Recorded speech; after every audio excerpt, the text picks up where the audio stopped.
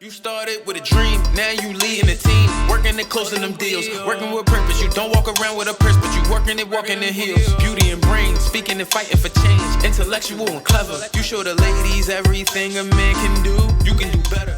All righty. Hey, guys. Welcome back to another episode of the Badass Women in Real Estate Flippin' in Hills 5th Annual Virtual Summit. Yes, 1, 2, 3, 4, 5th.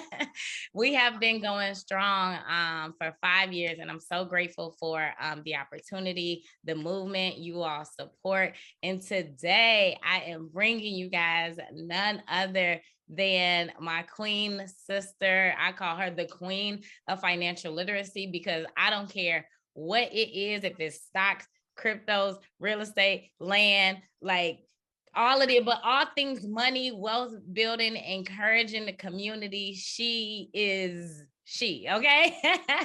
You know how we see those posts that say, I am she. Look, right, I am sis, okay? This is sis. So if you guys do not know my good sis, you're going to follow her after this period. Like, you are going to fall in love with her. You're going to be so impressed, so motivated and inspired by just how she presents herself, how she talks to us, right? Because she's going to talk to you with authority and make sure she gets us together, and you are just going to want to love on her. So it is my pleasure to introduce Miss Kezia Williams. My sister queen Rashana, y'all. Rashana and I, we go way back. Rashana, I'm not even sure when is the first time that I met you. I think it was in Detroit for the Forbes conference. Yep. But I'm sure y'all probably met Rashana. But if you haven't, you are missing out, because Rashana is one of the few professionals and influencers and bosses and sister queens in the space that believes in paying it forward. So like, she's the type of person, she's gonna drop some knowledge on you, but then as she climbs, she's also gonna lift. And in this space, it is rare to find those women who truly believe in, not only am I going to help myself, I'm going to help you, I'm going to cheer for you, it's going to be sincere, it's going to be genuine. Whatever room I'm in, I'm opening the door. You're not going to sit on the perimeter, but you're going to sit on the table. So, or at the table. Rashana, I just want to thank you so much for having me, and I'm really looking forward to the conversation. Thank you for being here. So yes, we are going to hop right in. So tell the people who you are, where you're from, how did you become the professor? The Professor Keys, by the way. I know a lot of people say Kez, but it's keys, keys, keys. Like Rashana got the keys to all the multi-units, keys, keys, keys. I hail from Richmond, Virginia. I am the only child of my mom, Gail Davis. I am currently in the DC area. My roots started in philanthropy. And so that's a part of the story that I rarely tell, where I organized with a group of 4 other women, a group called Capital Cause, to help young Black philanthropists give back to nonprofits seeking to do important and transformational work in DC. And that work partially seeded the idea for Black Upstart.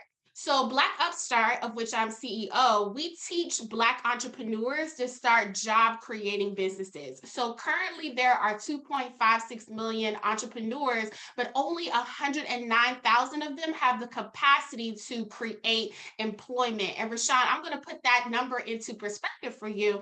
In the DC area, pre-pandemic, 256,000 business owners were also employers. So that means if all 109,000 Black business owners were to relocate to the DC area, they would represent less than 50% of business owners that can create jobs. Now, we know we have 50 states. And so for Black Upstart, it's about teaching Black people not only just how to seed their idea, right? Turn their idea into action, but to scale it enough so that even if they could just employ themselves, that they're able to do for them what they're expecting other people to do for them on a regular basis. And that's create economic freedom.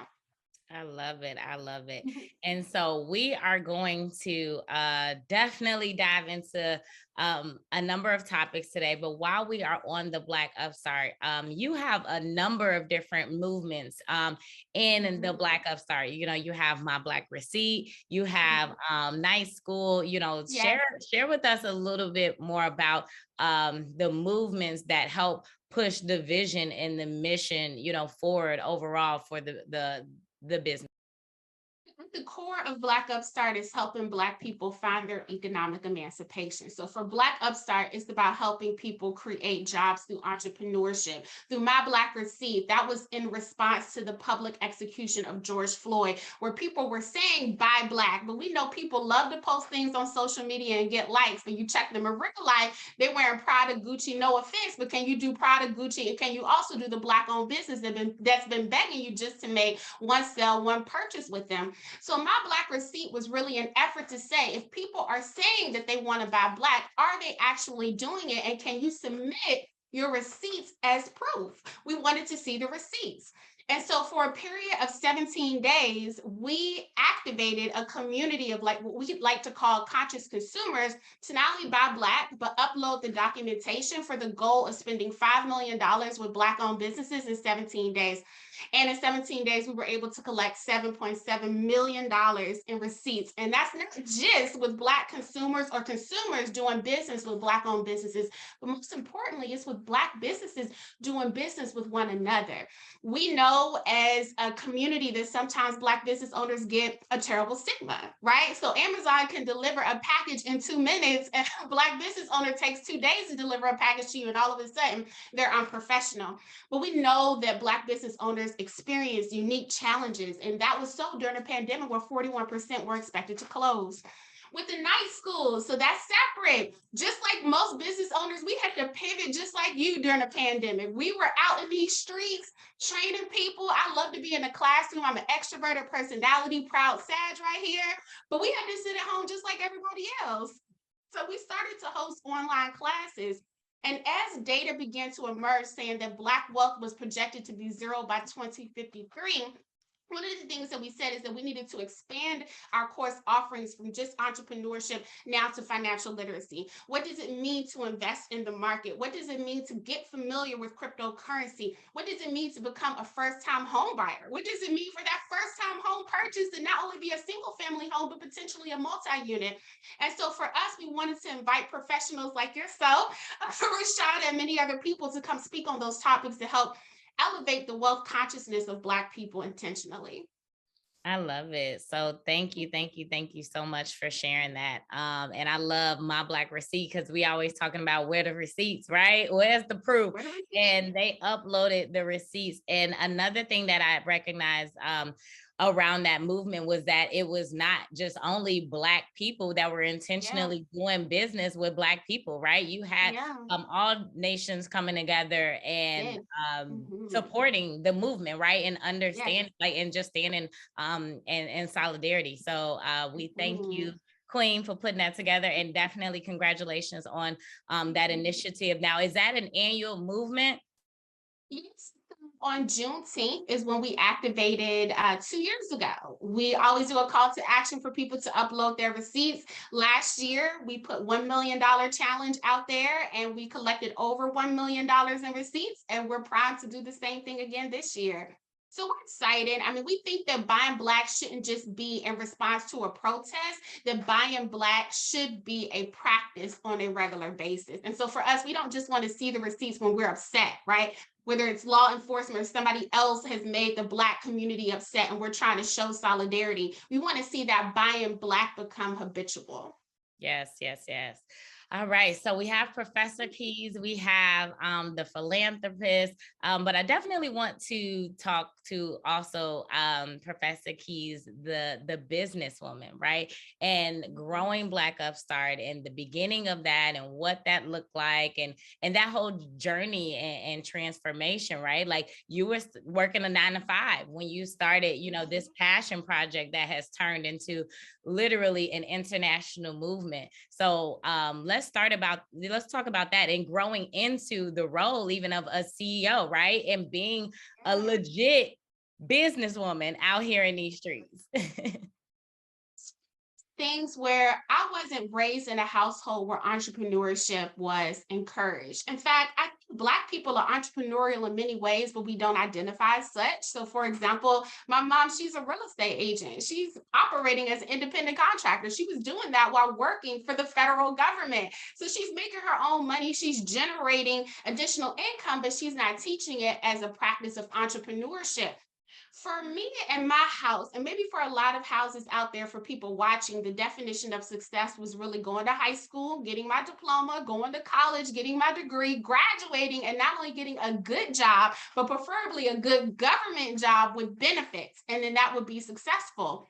And so for me, that was kind of like a check mark, almost like a love story. People say happily ever after, but nobody ever talks about what happens after the fact. And for anybody who's ever been in a long-term relationship and a marriage, we know that happily ever after, happily ain't always after the after.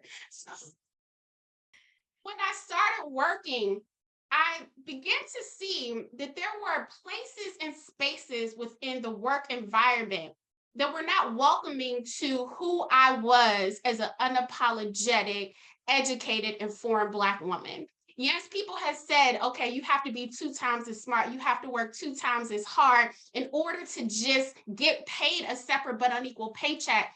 But one of the things that wasn't explained to me was the emotional toll that it would take on you throughout the years. You know, it's one thing to maybe withstand one thing a year or 2 years. It's another thing to withstand that emotional stress for 20 or 30 years just to retire on some Social Security.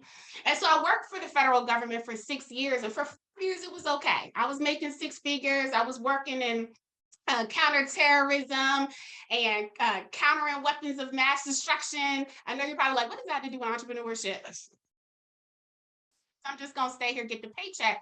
But in my 6th year, my boss changed and changed to a white woman. Hi, Donna. And she, instead of looking at the accomplishments that I had accumulated over 5 years, decided to say that instead of you being an analyst and working in this high level as a data professional, I'm going to change your responsibilities to the badging clerk. So you're going to make badges instead of writing national level reports. I said, okay, if I'm still going to get paid 6 figures, let's do it, right? That went on for about a month. And then after that, she came back to me. She said, that is above your pay grade. And then she demoted me again. And she said, you know, now I do think that what you should do is you should organize travel for the office. I think organizing travel is a little more complex than printing badges. But I said, as long as you're paying me 6 figures, let's go. Another month passes by and she comes back. She asked me to get my chair. And I grabbed the chair, we walked down the hallway, and she points to the ladies' room and also the men's room. And she tells me that my new assignment would be buzzing people in and outside of the bathroom all day. And because I lived in a secure environment, I did not have a laptop, I did not have a cell phone, I didn't have a power source. All I had was a chair and a badge, and I buzzed people in that were not cleared every day for a month. And I remember calling my mom and telling her, I know you told me that a good government job was the metric of success, but I cannot do this for the next 2 years, 5 years, 10 years. I don't even want to do this for the next 10, 15 minutes. Today needs to be my last day. And she gave me her support to quit my job that day. And I don't know if you've ever quit a job before, Rashana, but it feels liberating, especially if you're in a restrictive space when you first quit until that next direct deposit doesn't hit. And that was my wake-up call. My wake-up call was that I had been taught and I believed that one stream of income fed to me through a W-2, through a job, could be my sole source of security. And I realized in that moment that having one stream of income is hazardous to your wealth. And that if I wanted to have the type of flexibility and freedom that I believe that I deserve, that I believe our community deserved, then I needed to find a way to create value on my own. And that's where my passion for entrepreneurship really came. I didn't have the idea for Black Upstart then, but I knew when I got my next job that that would just be one stream. And I had to be on the hunt to put my knowledge and skills and abilities to use in order to create value in a way that made sense. Wow. I have never heard that story. And so thank you so much for sharing that, because I'm sure there are people that can relate. Yes, I have quit a job before, and yes, it does feel liberating. The last job that I was at before I went full time in real estate, I actually quit.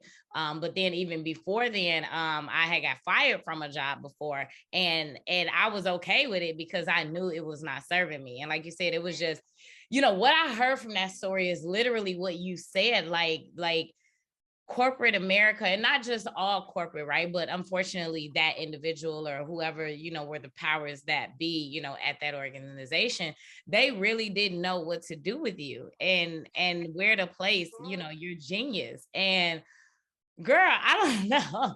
I'm sure I would have felt the same exact way. Wow. Yeah, it's one of the things, Rashana. I don't know what it's been like for you, but I've never been hired by putting Kezia on a resume ever. My callbacks have only come when I've put Kay, Williams. Then people will call me back. And because I was able to code switch on the phone, that would at least give me access. And I know people teach code switching as a way to get into the corporate door, but you have to ask yourself, what is the definition of code switch? There's how you are outside the office, is how you are inside the office. Why can't that be two of the same people? You know what I mean? And so for me, it was always about giving up a piece of myself in order to feed myself. And for me, I didn't want to separate who I was from how I earned. And so I'm not saying that everyone needs to be an entrepreneur, but one thing I do say is that people need multiple streams of income. If not, you're hustling backwards. You want the flexibility that multiple streams of income affords, and that's freedom. Yeah. Yeah. Yeah. Absolutely. Okay. So, speaking of, multiple streams of income, this is the Badass Yeah. Women in Real Estate Virtual Summit. And so I would love to first and foremost publicly congratulate you, acknowledge you for becoming a homeowner. Okay. And so I really want to talk to you about that process. Let's talk through that process. I remember when we talked and you said, at first you were like, I'm in the market, I'm thinking about looking, and then next thing I know, boom, you was like, I did it, keys in hand. Yes, let's go, right? Assets over liabilities. Yes. So I want to talk Shout to out to EYL. Yes. So I want to talk to that lady who's listening in now, right? On this multiple streams of income, being a passionate woman who has, all of these skill sets, and then navigating that through your different goals that you want to accomplish in life. And one being purchasing and owning real estate. Yeah, so first, Rashana is being so meek. She and I talked at the start of the pandemic, and I was telling her about my dreams of becoming a homeowner. At that point, I had been renting for over a decade. And she was like, girl, you need to go for it. And I was like, oh no, it's a pandemic. I was still holding on to a false security and sense of employment. So I was like, well, what if I lose my job? She was like, great, the whole business. But I was like, you know what, you're right. Multiple streams of income, they're going to sustain me. One thing I can say about purchasing home ownership is that I had to get smart about it. One thing I love to tell people, don't swim in an ocean of knowledge and drown in ignorance. I had to prepare to become a homeowner, and I sought out the advice of people who have been in the industry for several years to assist me with that. One of them is my mom. She's been a real estate agent for over 30 years. So, of course, I'm going to go to her. She owns several properties, and she had been encouraging me for several years. And two, I knew that my second most important decision was going to be who I chose as my agent, because I knew that this person would be guiding me through a complex process. And I needed to be able to rely and trust on them to help me across the home ownership finish line. Part of my preparation included cleaning up my credit. I had good credit. I didn't have excellent credit. At the time, mortgage interest rates were competitive, but I knew I could get a lower interest rate, especially if I could get above a 750. And so a couple of things that my mom did to support me is she added me as an authorized user on her card. 30 years of paying on time, utilizing her credit, but paying off her balance every single time helped boost my score 5 or 10 points. And also during the pandemic, one thing that I try to tell a lot of people is that letter writing to credit bureaus during the pandemic especially was yielded a lot of results. Why?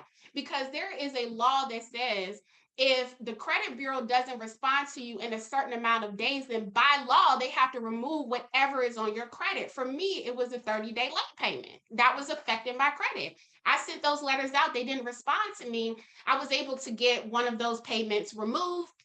And then also letter writing. So my mom had registered me for an account at a credit bureau, not a credit bureau, a credit union. I had been a member for over 15 years. And so I wrote to them. I asked them, was there something that they could remove from my credit? Another 30-day late payment. I wrote specifically to the president of the credit union, and he removed it. And so that boosted my score to 760. That helped me get a lower interest rate. The other thing was I knew that I wanted to live in a house that I could hack.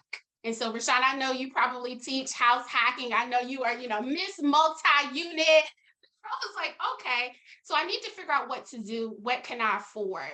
My real estate agent was able to go out, find property that looks like a single family home, but has a basement, has two separate entrances, has two different kitchens, two different bathrooms, so that I could share a ceiling with my tenant instead of sharing a wall. Sometimes when we think about duplexes, we think about units being side by side. The units that I have are just up and down, right? So I live in the top, my tenant lives on the bottom. He was able to find that for me. He was able to make sure that the property was zoned in such a way that I could classify it enough to have a tenant living with me long term. The other thing that I would say is that you need to read your paperwork. Very important. If it wasn't for my mother and my real estate agent, there would be fees in there that were being charged to me. There weren't itemized fees in there that could be removed, like the lender fees. There were things like taxes, depending on what state that you live in, there are certain taxes that you might not have to pay that first year. For me in Maryland, I think it was like the state transfer tax that could be removed from my closing documents. Because of my credit score, I was able to negotiate what I wanted my down payment to be. I didn't know you could negotiate your down payment. My mom was absolutely advocating that. You want to read all 30, 40 plus pages of that paperwork. You want to ask those questions with your loan officer before you make a decision that may cost you tens of thousands of dollars in the short term, hundreds of thousands of dollars over the long term. And then the last thing I would say, this is one thing that I really wish I knew before I went through the process.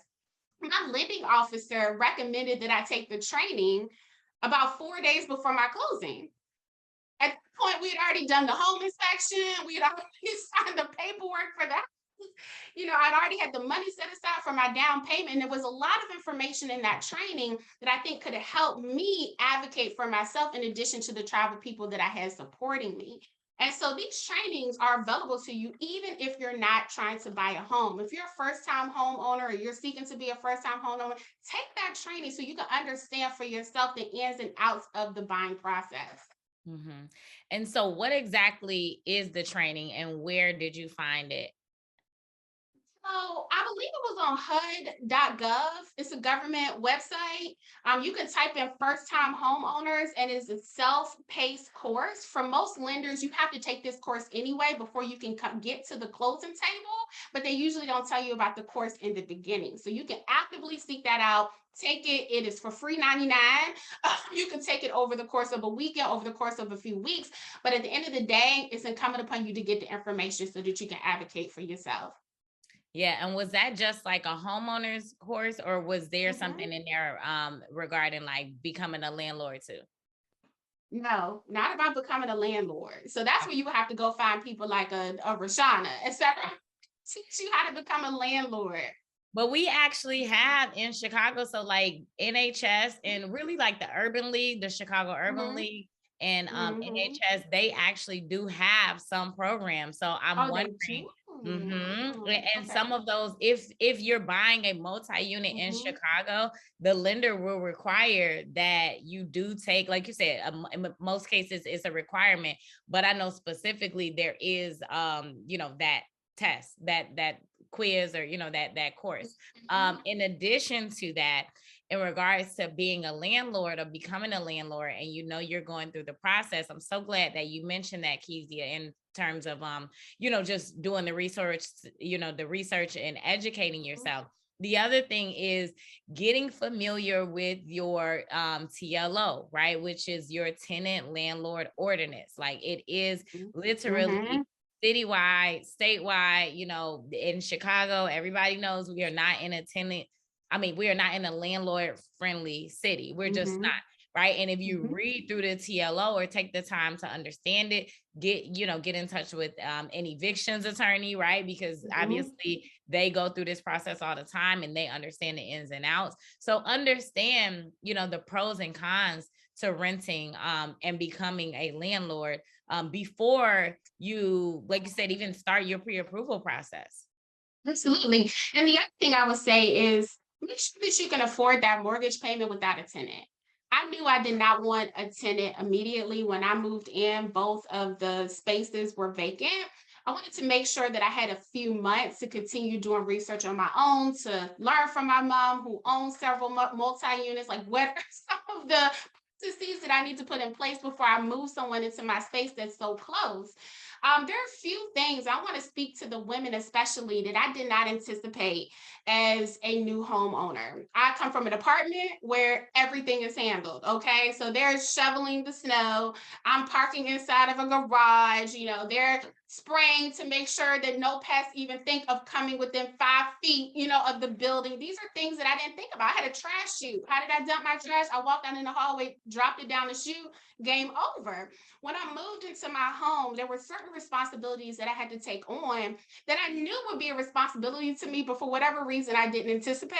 So having to drag my trash out, to the curb every single week. When was trash day? What do they actually pick up? How do you recycle? Oh, it doesn't need to be in a bag.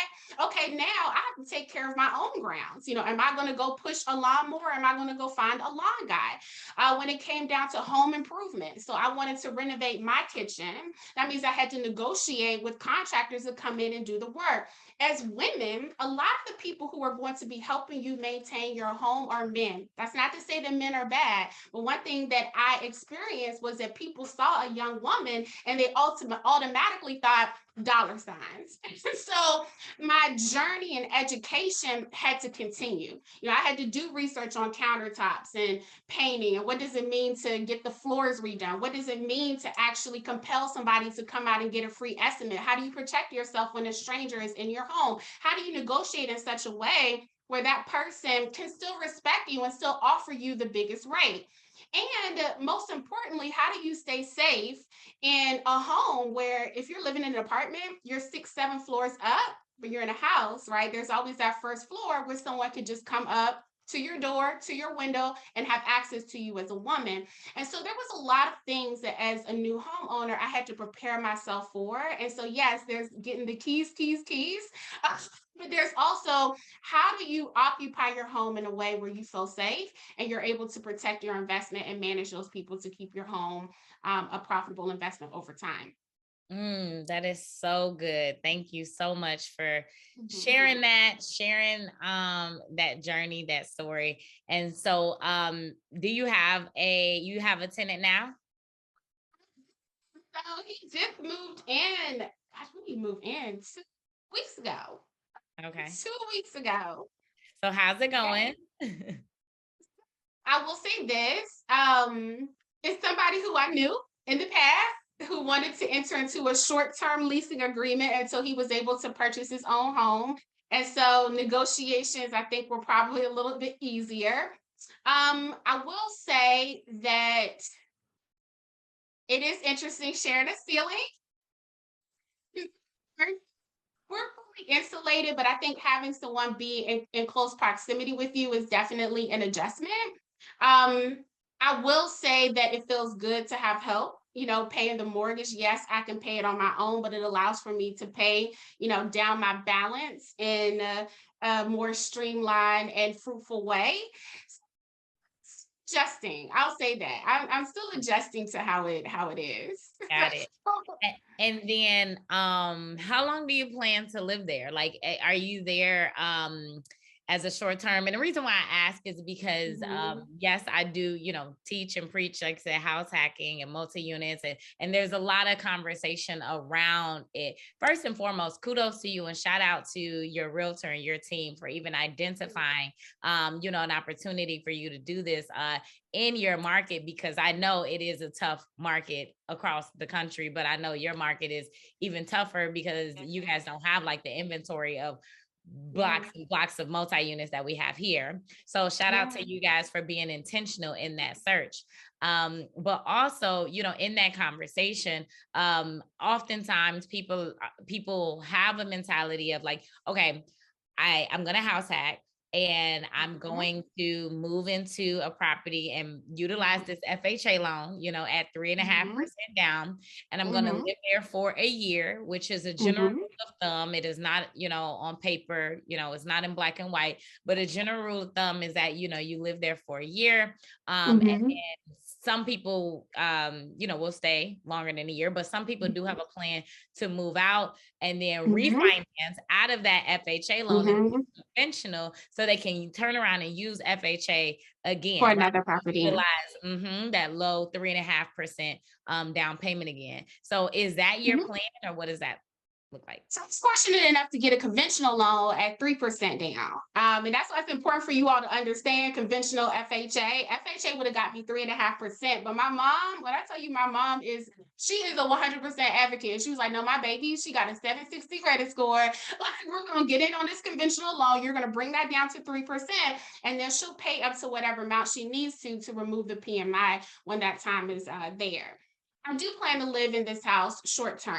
And when I was doing my renovations, that's when my mom was like, don't go crazy. Like, you out here trying to buy the most expensive granite countertop. This is not going to be your family home. This is not where you're going to have a bunch of, so you just want to make sure that it's nice. The improvements that you're making add value to the property, because overarchingly, so when I leave, then I could have 2 units that are cash flow producing, and then I'm on to my next home. To your point, Rashana, it is a tough housing market. I could not afford a multi-unit or even a house hack in Northern Virginia, which is where my apartment was. I'm in Maryland, as the natives like to say.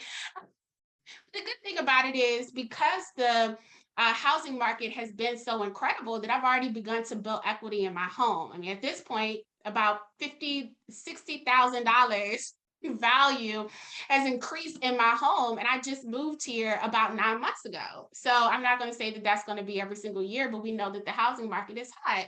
So I'm already thinking, to your point, Rashana, how can I use a property that I have right now within a year as leverage for my next property? Oh, I love it. First of all, pay me an equity, right? I heard pay me an equity. Yeah. I also heard leverage. Now, I do have a question about, so you mentioned like the renovations that you did. So did you also do a renovation loan, or you just did your renovations out of pocket? So I was out of pocket, and that's where multiple streams of income has been incredibly useful for me. But what I will say is that you want to get multiple estimates. You want to make sure that you get the best value for your money. I had one instance where a contractor came over and he made assumptions based on my age. And he was like, I just want to let you know that even though this is a free estimate, my time isn't for free. We start out at X amount of dollars. So if you don't have that, then, I can't even come in. I was like, well, with that attitude, sir, you're not coming in anyway. So, for me, it was about making sure that I got those free estimates, but I paid for those renovations out of pocket.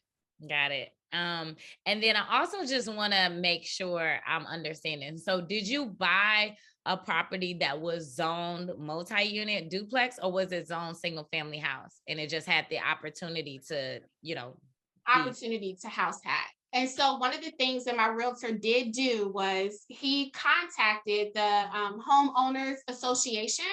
They have rules and bylaws on who can convert their single family home in order to have a tenant. So you do have to get approval from everyone who lives in the community. And that was approval that I was able to get prior to moving in. And so that was one thing that I didn't know as a homeowner. You don't even think about the homeowners association. You think once I own the home and I move in, then I'll read the rules, then I'll attend the meetings, and then afterwards I'll make decisions based on my property. what would happen if I moved in? And I'm like, great, I can rent out this basement unit. And the homeowners association was like, nah, actually, you can't, we don't approve it.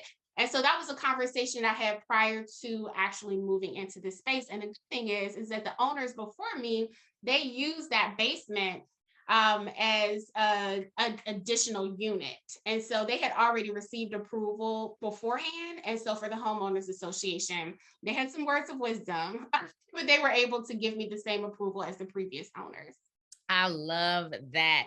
And I don't think that is a gem that is talked about enough, to be honest. I have a client who literally right now is purchasing a property that is zoned single family, but it is set up like a multi-unit, like a duplex. It's almost like an in-law suite or whatever you want to call it, a garden unit, basically, that is a legit unit. It has the ceiling height, it has the window height, it has a front door, back door, full kitchen, bedrooms, living room, the whole nine, but it is just zoned a single family. And because it's zoned single family, he was able to take advantage of some single family programs that are out there and that are available.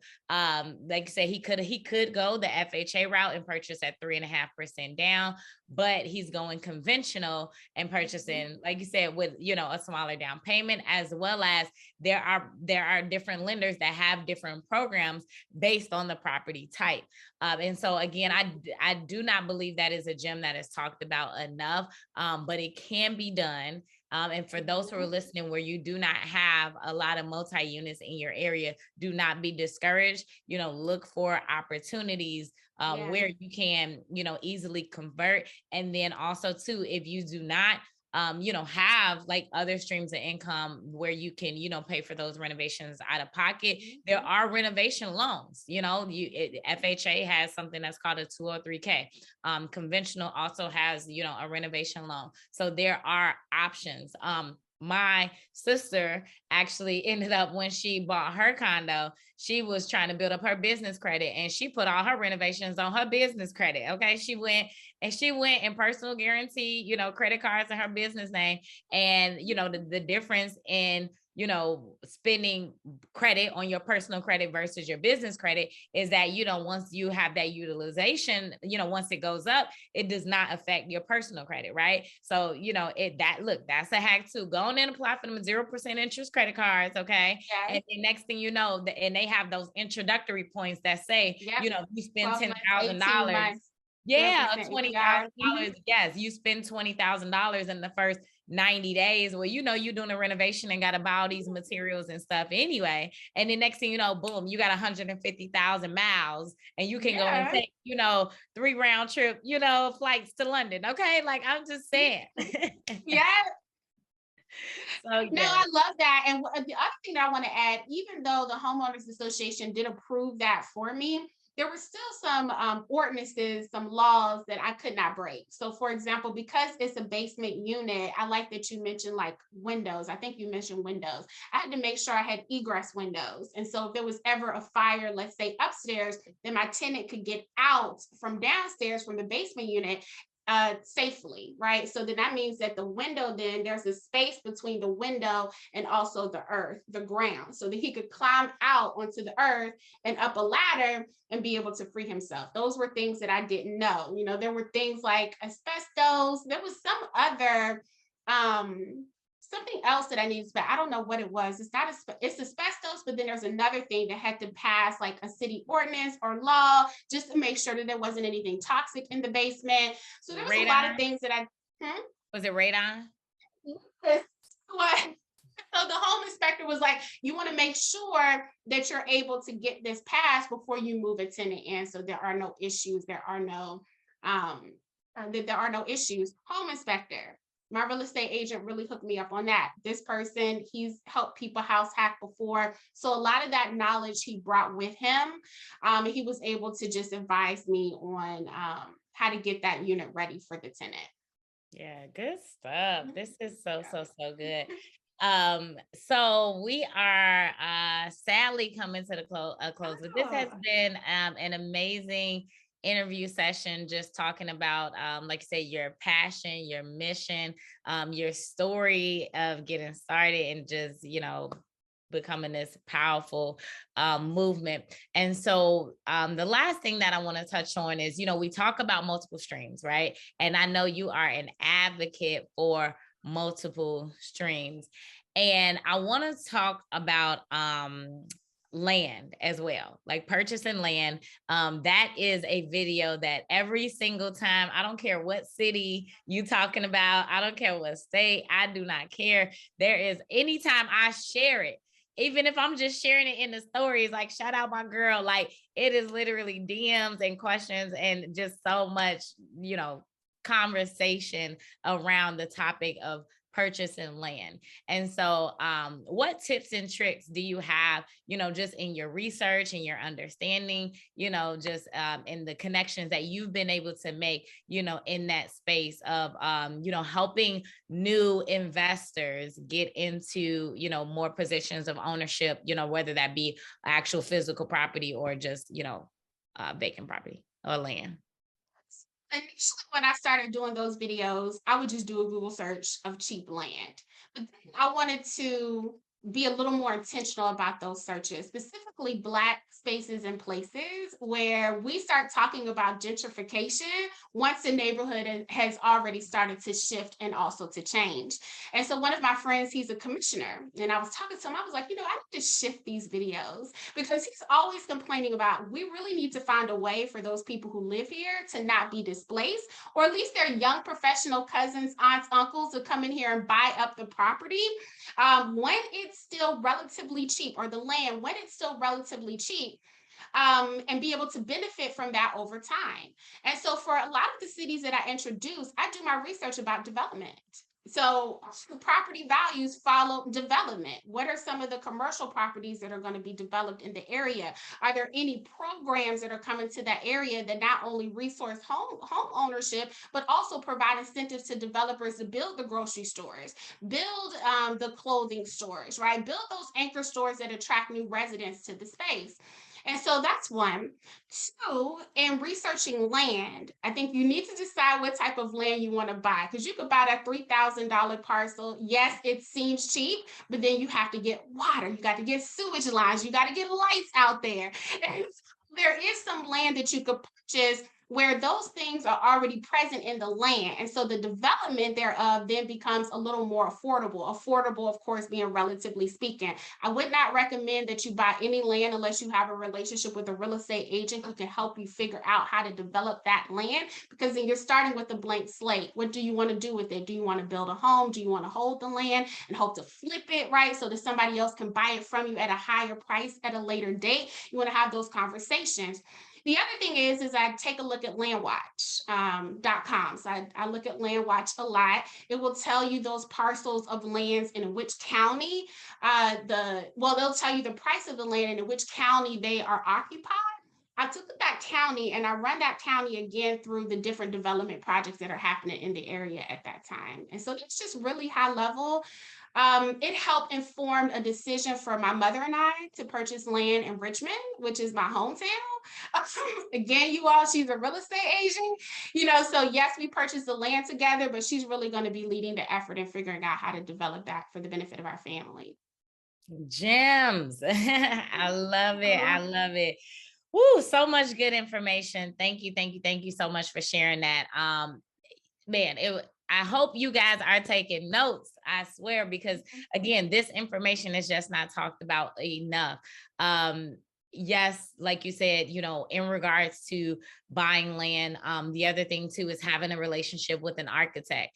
Sometimes before, and now I have not purchased land yet, but I have definitely considered, taking a look at, put in some offers. But before I do anything, like Kezia said, you want to check with somebody. You want to check with a real estate agent, you're an architect, whomever, and say, hey, how is this land zoned, right? And will I be able to do whatever my goals and intentions are, for this land? Because you may purchase some land and then figure out you cannot do what you intend to do, right? Is its own residential, first of all, is its own commercial, right? From there is its own single family, multifamily, right? Mixed use. Like there's so many different levels and layers of that. So I'm so glad that you mentioned that. So one, have a plan, and two, fact check that plan. But yes. So much good stuff. So we are at a close, but again, so just before I let you go, final words for our audience, in regards to multiple streams. I mean, we could literally talk more and more about this topic. I mean, we haven't even touched on like stocks and crypto, and like this woman knows it all. Okay. And but what are some final words in regards to just investing, building wealth, whether it be in real estate, whether it be in the market, if it's somebody that's starting out, for the first time, what advice would you give to someone just looking to get started and figure it all out? I would say billion-dollar dreams are not birthed with bargain basement work ethic. And that's important to note, because when you're first getting started, it's not going to be easy. You're going to be the CEO, you're going to be the COO, you're going to be the receptionist, you're going to be the social media manager, you and Rocket Lawyer are going to be the attorney, you and Microsoft Excel may just be the accountant. You might have to be all things for your business until it scales enough to bring the experts in. You want to make sure that you're hustling not only to build your business, but also to cultivate relationships. Even if you are hungry for knowledge, you don't know everything. And so who are those people in your network that can help you level up in such a way, because they're speaking from a place of experience? I'm not a real estate professional. That is Rashana. Real estate question, I'm going to go to my friends who are real estate professionals so they can help me level up my knowledge there. The other thing that I will say is that in those relationships, you have to be willing to give as much as you get. I think as entrepreneurs, we are taught that closed mouths don't get fed, but sometimes we spend time asking people to do for us what maybe we're not capable or even able or willing to do for them. Are you willing to give as much as you get? Any relationship that doesn't have reciprocity will fail. And I've never seen anyone succeed at a high level as an individual. The last thing I will say is that you need to have faith. As an entrepreneur, sometimes we will have faith conversations with people who only see with eyesight. So you tell them your vision, right? Rashana tells them, I want to own 28 multi-units, but they've only lived in apartments, so they can't see the vision, right? They can only see within the four walls that they live. You say that you want to start a seven-figure business to someone who's only been working 9 to 5, making $45,000 a year. They don't think it could be real because it hasn't been their reality. I just finished watching the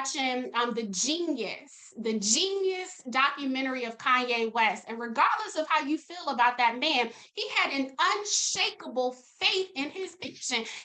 An entire year after he had already signed with Rockefeller Records to see his vision materialize, right? So this is a man, 7 days, 7 days he's spending in the hospital. He's still writing rhymes and mapping out his vision. Your faith has to be so unquestionable that you're willing to evidence the things not yet seen, regardless of what other people say about you. So again, billion-dollar dreams are not birthed with bargain basement work ethic. Don't give up. We're rooting for you, and we're wishing for your continuous and ongoing success. Yes. Thank you so much, my good sis. So where can people find you and follow you? Because I'm telling you, after they listen to this, they're gonna say, where is she? I need more. And I'm telling you guys, she comes with the heat and the content and is educating people on a consistent basis. So where can we find you, follow you, and support all that you have going on? At Kezia MW, so that's KEZIAMW, hashtag Professor Keys. Every day I try to drop some information about investing, business. My new passion is Web3. and also cryptocurrency, NFTs, etc. So definitely follow at the Black Upstart. That's my business page.